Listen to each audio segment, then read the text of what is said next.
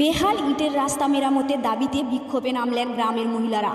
Vote আসে vote যায়, প্রতিশ্রুতি থেকেই যায়। প্রতি বছর ভোটের সময় বিভিন্ন রাজনৈতিক নেতারা প্রতিশ্রুতি দেয়। গঙ্গাসাগরের রুদ্রনগর গ্রাম পঞ্চায়েতের কমলপুর 3 রাস্তার মোড় থেকে অনুপ দাসের বাড়ি পর্যন্ত প্রায় 500 থেকে 600 মিটার বেহাল ইটের রাস্তা কমপ্লিট করে দেওয়া হবে।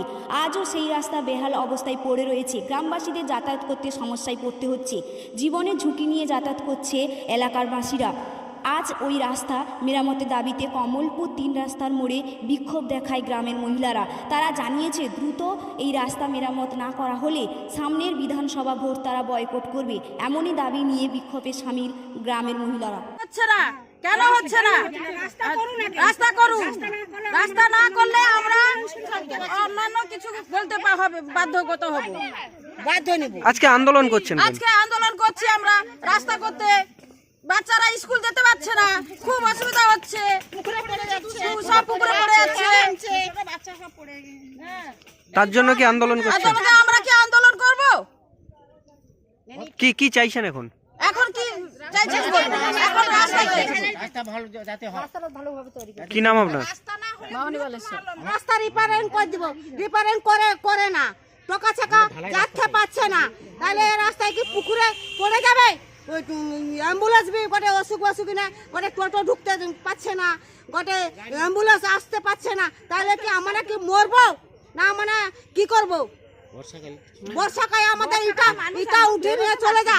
আমার মনে হচ্ছে কাদা রাস্তায় চলছে, আমার ভালো চলতে হবে। আমার সে গয়েব মাঘ হোক আর যাই হোক কিনা, আমার তাতে ভালো। তুমি ইটা উঠে নিয়ে চলে যা।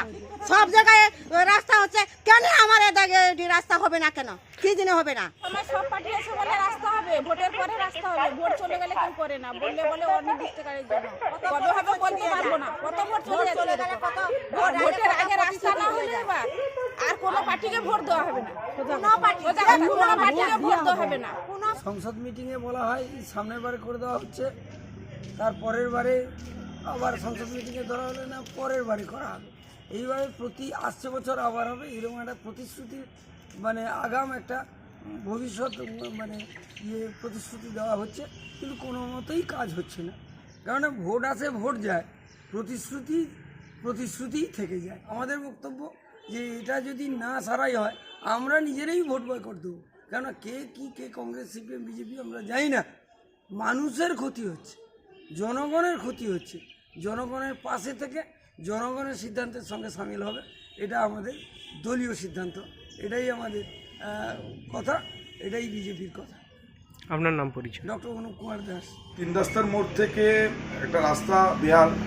আমাদের পাত্রর বাড়ি থেকে প্রায় 1.5 কিলোমিটার প্রপোজাল দেওয়া আছে, ইনক্লুডিং ওই যে রাস্তাটা নিয়ে মানুষ বিক্ষোভ দেখাচ্ছে। প্রপোজাল দেওয়া আছে 25টি প্রকল্পে।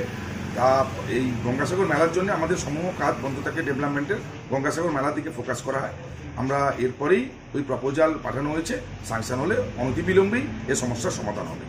আপনার নাম? আমি সন্দীপ কুমার পাত্র, সদস্য, দক্ষিণ 24 পরগনা জেলা পরিষদ, vice chairman, Gangasagar Bakkhali development authority.